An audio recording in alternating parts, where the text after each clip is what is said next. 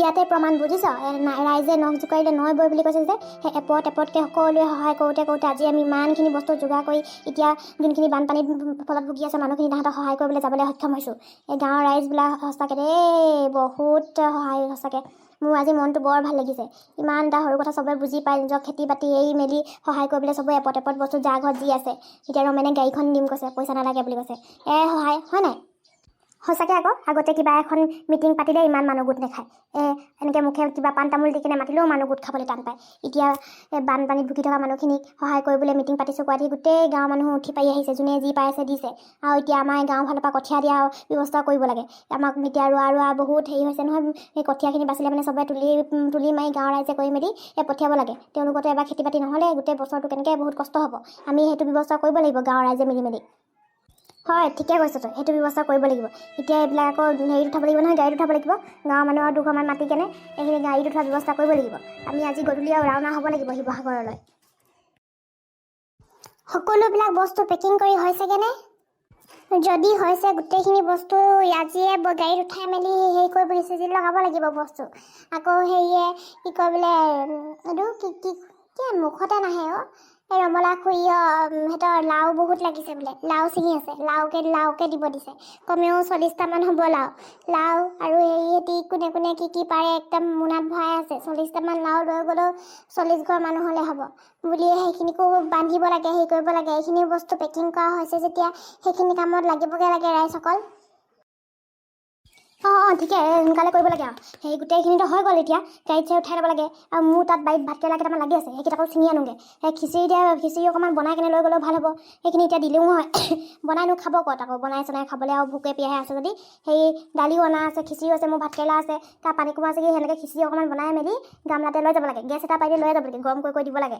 সেইটো ব্যৱস্থাও কৰিলে ভাল হ'ব। গাঁৱৰ ৰাইজ যেতিয়া একগোট হৈছে চবৰে সহায় হৈছে তেতিয়া গাঁৱৰ তিৰোতাখিনিয়ে শাক চাক কাটি দিব। আমি দালি চালি চাউল ধুই মেলি খিচিৰি অকণমান বনাই কেনে লৈ যোৱাৰ ব্যৱস্থা কৰিব লাগে। নে কি কয় ৰাইজ?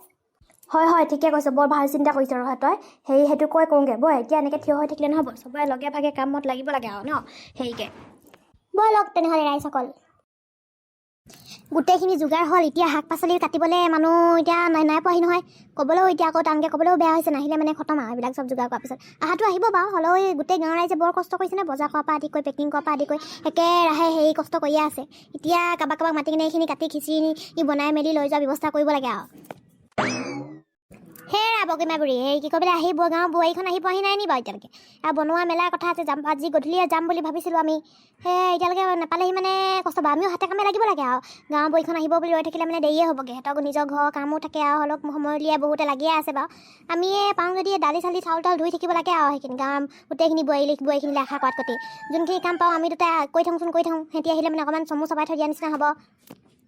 সেইটোৱে ভাবিছোঁ ময়ো। হেৰি কয় বোলে আকৌ ময়ো নোৱাৰো নহয়, দেহাই নেটানিছে। গোটেই গৰমত মোৰ দেহা বৰ এইকেইদিন গাটো একেৰাহে লাগি থকা, টোপনি ক্ষতিও হৈছে।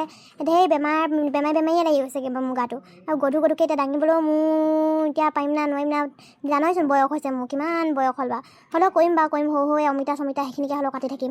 ৰঙালাও চঙালাও সেইখিনি চাউল ধোৱাখিনি তহঁতে কোনোবাই ডেকা ল'ৰাকেইটাই মাতি দিম, ডেকা ল'ৰাকেইটাই হেৰি কৰিব। আমাৰ আকৌ বয়স হৈছে নহয়, গধুৰ বস্তু দাঙি দিলে মানে বৰ কষ্ট হ'ব মোৰ পিছলৈ। কঁকালটো পটককৈ বিষ হয়, পটককৈ ভাল হয়। কঁকাল বিষৰ পৰা নোৱাৰোঁৱে মানে। হয় চব একে মোৰ সেই তাকে আমিকেইটা যিমানখিনি পাওঁ কৰি থাকোঁ আৰু। কিনো গোটেইখিনিলৈ আহিব কৰিব বাট চাই থাকিবি। চবে হাতে কামে লাগি মেলি সোনকালে যাব ওলাব লাগে আৰু।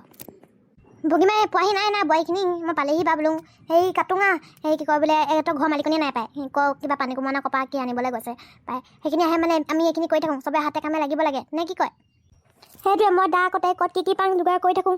সেই জুইখন ধৰোঁ, চৌটো কম কৰি কিনে থৈ দিওঁ আৰু ন। কিনো কৰিবি আৰু এতিয়া সেইখিনি নোপোৱা আগলৈকে আমি শাক পাত কাটোঙ তিনিটাই মেলি জুইখন ধৰোঁ। জুইখনো ভগাব কেৰাহী চেহি পাতাৰ ব্যৱস্থা কৰিব লাগে আৰু। বল লাগ ৰাইজ লাগ।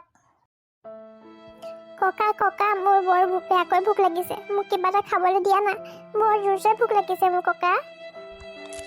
মাজনী অকণমান ধৈৰ্য ধৰ। এতিয়া কোনোবা ভগৱান আছে নহয়। নিশ্চয় কিবা এটা খোৱাৰ যোগাৰ হ'ব।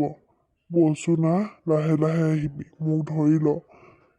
এইডোখৰ পাৰ হ'ব পাৰিলে সেইডোখৰ শুকান ঠাই দেখিছনে, তাতে আমি খাবলৈ কিবা এটা বস্তু যোগাৰ হ'ব। বল মাজনী বল। দাদা আপুনি ইয়াত সোমাই আছে, আহক আহক এফালে আহক।